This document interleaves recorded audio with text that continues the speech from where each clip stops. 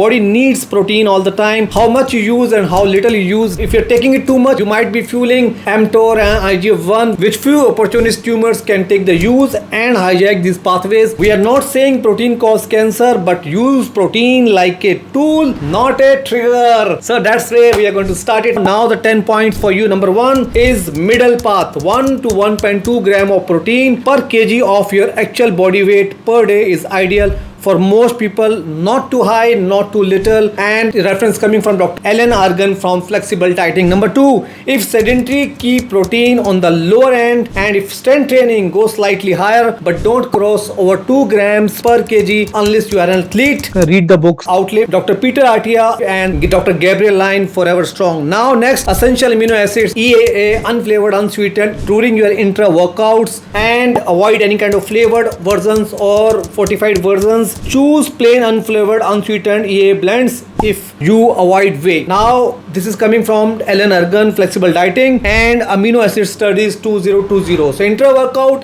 EAA is excellent. You can use it along with little bit of creatine and you're good to go. Next is whey protein isolate versus vegan protein. Yes, whey isolate is known for its fast absorption. It has got the complete amino acid profile and it may spike MGF1 a little more than the vegan proteins. Vegan blends, example pea plus rice isolate, they are slower, gentler profile and good for those who want to avoid dairy. So research is still on, take your own decision. Whey protein isolate is slightly more tastier than the plant protein, but it's up to your choice. Choose certified clean, no sweetener, no gum, no artificial sweeteners, flavors or any additives or emulsifiers. Avoid it and simply go for the plain versions. Again, the reference is coming from Argan Flexible Dieting book. Now for vegetarians in India, no eggs, no whey, soaked lentils plus rice chilas, make out of it. Number 2, get the sprouted beans from Blinkit or anywhere, just get them into mixie, blend it with green chili, coriander, a little bit of pepper, lemon, blend it and make chilas out of it. Excellent. Cooked quinoa plus dal, tofu plus peanut butters and dry soaked almonds, chia seeds. A lot of ways you can create protein nowadays, and tofu tempeh has got up to 20 grams of protein per 100 gram, and if you're vegetarian you can use paneer as well. It's good to go. These are the good choices.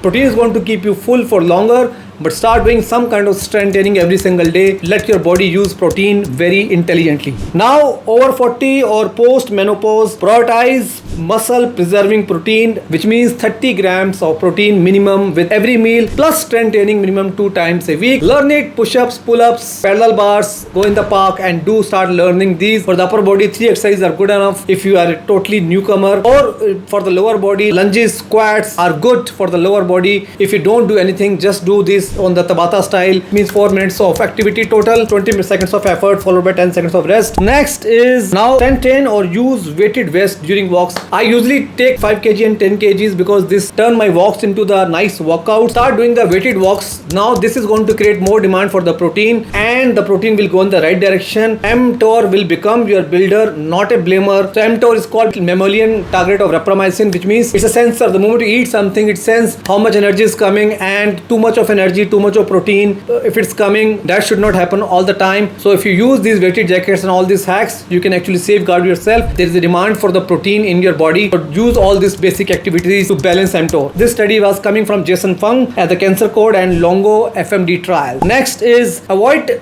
daily protein spikes without activity, which means mTOR and IGF-1, they stay active when there is no physical stimulus, which means if you want to have the protein powders, if you want to have too much of protein in your life, you must do some kind of activity. You get active throughout the day, walk, weighted jackets, yoga, mobility, strength training, zone 2 cardios, some kind of HIIT training or boxing, swimming. Get into any kind of activity so that pathways should be on and off throughout the day. And this reference is coming from Dr. Walter Longo, Cell Metabolism 2014. Next, for the plant-based eaters, use B12, zinc and iron rich foods to support your immune function and protein metabolism. Now this is coming from Dr. Lee, Immune Resilience Studies. Next, last not the least, don't fear protein. Use it wisely. 1 or 2 protein days per week, like dal sabzi only, to give mTOR a break. I mean, you can try mix it on. There's no fixed formula here. Out of these points, whatever resonates with you, please go for it. Whatever you don't like, just remove it.